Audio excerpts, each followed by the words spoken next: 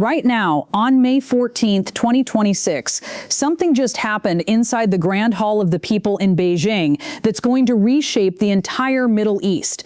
I'm talking about a summit between Trump and Xi that came just 24 hours after American and Chinese warships nearly collided in the Strait of Hormuz. But here's the thing, this wasn't a tense standoff that ended in stalemate. What actually happened was far more significant. China just made a choice that Iran never saw coming. And that choice is going to cost Iran everything. So here's what we're going to figure out together. First, how does China, a country that's been buying cheap Iranian oil for years, suddenly flip sides and sign a joint statement with America saying Iran can never have nuclear weapons? Second, why did the IRGC respond with a massive military exercise called Martyr Commander just hours after the summit ended? And third, what does this mean for the future of the Strait of Hormuz, global energy prices, and the survival of Iran's regime? We'll get to all three. But to make sense of any of it, you need to understand one specific thing about how China actually thinks about power. China doesn't care about ideology. China cares about leverage. And right now, China holds the most powerful lever over Iran that exists, oil demand. Inside that opulent hall in Beijing, the atmosphere was calculated. Trump and Xi sat across from each other, and they made a deal. China agreed to buy 200 Boeing 737 MAX aircraft. That's a lifeline for Boeing. But that's not the real story. The real story is the oil. China committed to purchasing 600,000 barrels of American crude per day. That's $10 billion USD every single month flowing from Beijing to Washington. But again, that's not the shocking part. The shocking part is what this deal actually means for Iran. China imports 11.6 million barrels of oil every single day. Iran has been supplying roughly 1.6 million of those barrels at heavily discounted prices between $8 and $10 cheaper per barrel than the global benchmark.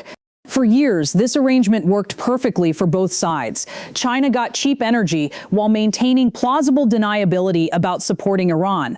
Iran got the revenue it desperately needed to survive international sanctions. But that arrangement just ended. By committing to large-scale purchases of American crude, China is preparing the ground to gradually reduce its dependence on Iranian oil. And here's what makes this so devastating. China has a massive strategic petroleum reserve of approximately 1.4 billion barrels.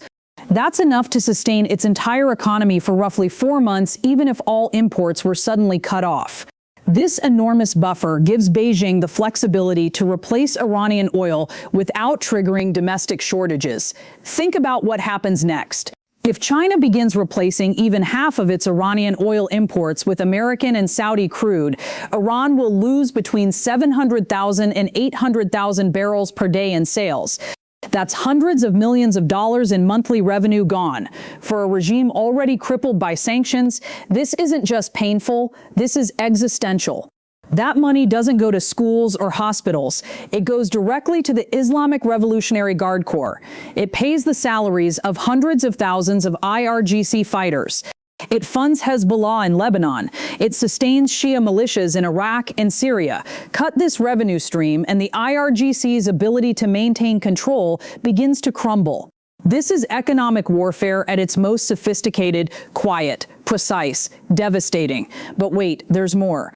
The joint statement issued at the end of the summit was even more significant than the economic deals. For the first time in years, the United States and China publicly declared in unison that Iran must never be allowed to possess nuclear weapons and that the Strait of Hormuz must remain fully open for global energy commerce without interference.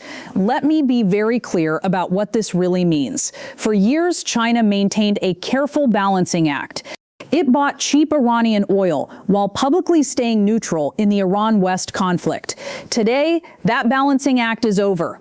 By signing this joint statement, Beijing has effectively signaled that it's willing to put meaningful pressure on Iran in exchange for economic and strategic concessions from Washington. This is a historic pivot.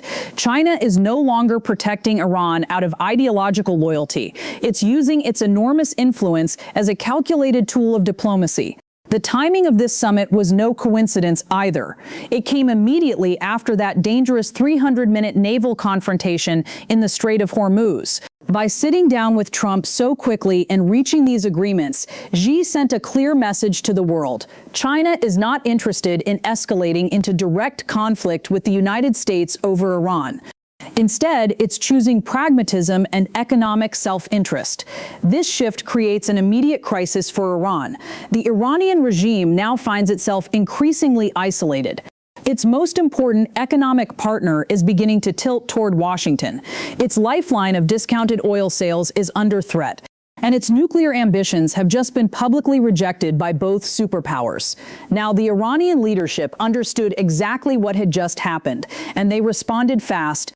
Just hours after the Trump-Xi summit concluded on May 14, 2026, the Islamic Revolutionary Guard Corps launched a large-scale 5-day military exercise named Martyr Commander. The timing was deliberate and unmistakable. This was Iran's immediate answer to the strategic earthquake that had just shaken its most important economic lifeline. The drill was conducted across multiple locations: the Strait of Hormuz, the Persian Gulf, key coastal provinces. It involved thousands of IRGC personnel, fast attack boats, drone squadrons, missile units, coastal defense forces. State media broadcast dramatic footage of speedboats swarming in formation, Shahed-type drones filling the sky, anti-ship missiles being test-fired. But here's the thing. Beneath the fiery rhetoric and impressive visuals lies a much more sobering reality. This exercise was not primarily about sending a message to America or China. It was an internal operation, a desperate attempt by the IRGC to reinforce its own ranks and project strength at a moment of growing vulnerability. The Iranian regime is facing severe economic hardship, recent military setbacks, dangerous internal power struggles. The sudden threat of losing major oil revenue from China has only deepened these cracks. Senior IRGC commanders understand the danger. By launching this high-profile drill so quickly after the Beijing summit, they're trying to do 3 things at once. First, to boost morale among their fighters who may be questioning the regime's direction. Second, to distract the Iranian public from worsening economic conditions, skyrocketing inflation, fuel shortages, unpaid salaries. And third, to suppress growing internal divisions within the regime itself. But here's where it gets interesting. The very need to launch such a visible exercise so rapidly after the Trump meeting actually exposes Iran's weakness. A truly confident and stable regime would not need to respond this dramatically to a diplomatic summit. The speed and intensity of Martyr Commander suggests the leadership in Tehran is rattled. I've analyzed similar past exercises. They often precede heightened tensions or serve as cover for internal purges. This time feels different. The combination of lost oil revenue, diplomatic isolation, and the IRGC's own growing control over the state is creating a dangerous feedback loop. Now let me show you who actually controls Iran in 2026. While the world watches the theatrics of the Martyr Commander exercise, real power in Tehran no longer rests with the elected president or even the supreme leader alone. It rests with the Islamic Revolutionary Guard Corps and its hardline commanders who have quietly seized control of nearly every lever of the Iranian state. At the center of this power structure stands IRGC Commander Ahmad Vahidi. In recent weeks, Vahidi has taken unprecedented steps. He's blocked the Iranian president from freely appointing his own cabinet. He directly supervises key diplomatic communications. He's been granted authority to command all military and security operations during wartime. This is not advisory power. This is de facto control. The IRGC now dominates approximately 40% of Iran's entire economy. Its vast business empire stretches across telecommunications networks, major ports, oil smuggling routes, construction conglomerates, key banking institutions.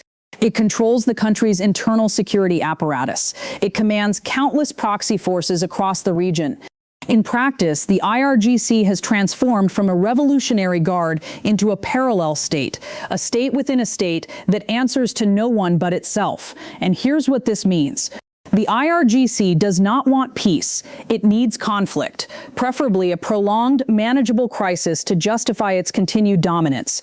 As long as the Strait of Hormuz remains tense and the threat of war with America or Israel lingers, the IRGC can maintain emergency powers, silence critics, and protect its enormous economic interests.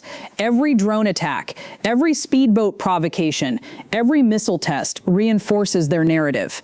Only we can defend the revolution. But if peace were to suddenly arrive, if oil revenue stabilized and international pressure eased, ordinary Iranians would begin asking dangerous questions.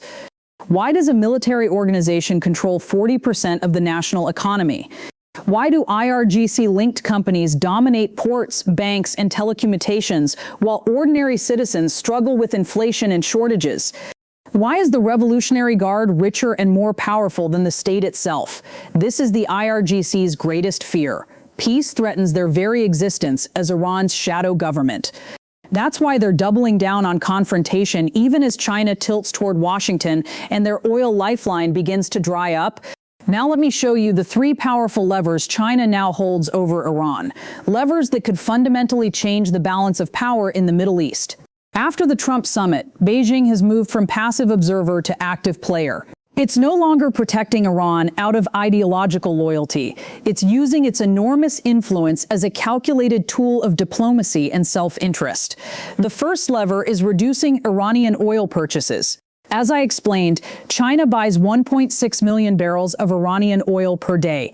The new agreement to purchase 600,000 barrels of American crude daily is the beginning of a deliberate shift. Beijing can gradually replace Iranian oil with supplies from the United States, Saudi Arabia, Iraq, Brazil, and Russia. Within 6 to 12 months, Iran could lose the majority of its most important customer. This is economic strangulation at its most sophisticated. Every barrel China stops buying is hundreds of millions of dollars the IRGC will never see again. The second lever is withdrawing diplomatic protection at the United Nations. For years, China has used its veto power and influence in the UN Security Council to shield Iran from harsher international sanctions and resolutions. That protection is now in serious doubt. If Beijing stops blocking tough measures against Iran, a new wave of coordinated international pressure could crash down on the Iranian regime. This diplomatic isolation would be devastating, especially at a time when Iran is already economically weakened. The third lever is perhaps the most provocative and strategically brilliant move.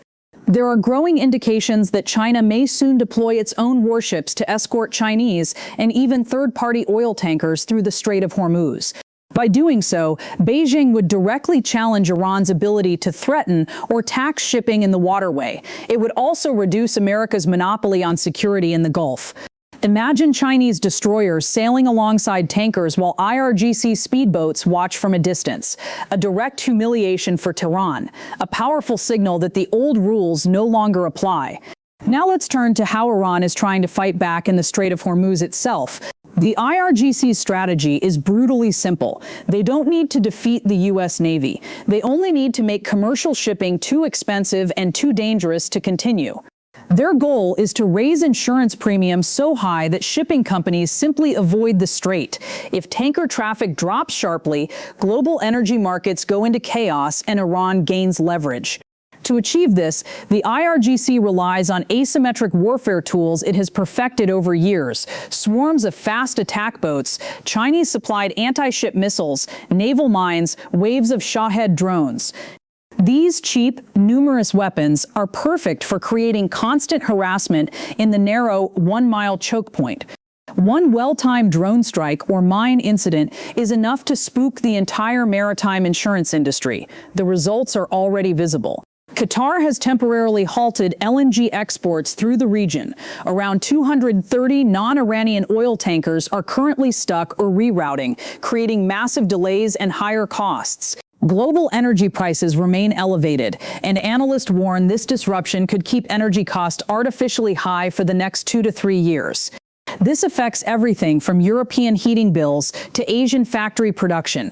This is exactly what the IRGC wants: chaos without full-scale war. A permanent state of tension that justifies their control at home while punishing the international community for turning against them. However, this strategy is becoming more dangerous by the day. With Chinese naval vessels potentially entering the mix, the waters of Hormuz are turning into a crowded, high-risk arena where American, Chinese, and Iranian forces operate in extremely close proximity. The margin for miscalculation is almost zero. China is squeezing Iran with sophisticated economic, diplomatic, and naval pressure. At the same time, the IRGC is desperately trying to create enough disruption in Hormuz to survive. This collision of interests has turned the world's most important energy corridor into a powder keg where three major players, America, China, and Iran, are all pursuing conflicting goals in the same narrow strip of water. While diplomatic earthquakes shake Beijing and military drills unfold in Iran, America and its allies are not standing idle. In direct response to heightened tensions in the Strait of Hormuz, the United States has rapidly bolstered its military posture across the region. 43 F-16 fighter jets have been forward deployed to Prince Sultan Air Base in Saudi Arabia. B-1B Lancer heavy bombers capable of carrying massive payloads are now on heightened alert. French Tiger attack helicopters and American AC-130 gunships have also been positioned to counter the IRGC's primary threats. Meanwhile, other major powers are sending their own signals. On the night of May 13th-14th, just as the Trump Sea summit began, Russia launched its largest drone assault of the entire Ukraine conflict, deploying more than 1,560 attack drones in a single wave. At one point, Ukrainian air defenses faced 168 Shahed drones simultaneously across 14 different regions. Most analysts see this as Vladimir Putin's deliberate message to NATO and Washington. While you focus on the Middle East, I will keep you stretched thin in Europe. At the same time, India is preparing to test its advanced AGV-6 ballistic missile with a declared range of 10,000 kilometers and the capability to carry multiple independently targetable re-entry vehicles. This test, coming shortly after its conflict with Pakistan, would place India among the elite club of nations with true intercontinental capability alongside the United States, Russia, China, France, and Britain. On May 14th, 2026, we are witnessing a historic strategic realignment. China has begun tilting toward the United States on the Iran issue through oil deals, diplomatic shifts, and potential naval escort operations. Beijing is squeezing the Iranian regime in ways that sanctions alone never could. The IRGC finds itself caught in a tightening trap, financially starved, diplomatically isolated, facing increased military pressure in the Strait of Hormuz. Many powerful players now want this crisis to end. China needs stable energy flows. The United States wants to reduce its military burden in the Gulf. Gulf Arab states desire security for their economies. Ordinary Iranians desperately need relief from endless conflict and sanctions. Yet the IRGC, which controls 40% of Iran's economy and holds the real power in Tehran, needs the crisis to continue. Prolonged tension justifies their dominance, their economic empire, their survival as Iran's shadow state. This contradiction makes the current situation extremely volatile. A cornered IRGC is a dangerous IRGC. The next 48 to 72 hours will be critical. Will China follow through on its commitments and further reduce Iranian oil purchases? Will the IRGC escalate provocations in Hormuz to force a reaction? Or can delicate diplomacy in Beijing prevent a larger explosion? The answer to these questions will determine whether we're heading toward a new era of regional stability or toward the most dangerous confrontation in the Middle East since the Iran-Iraq War.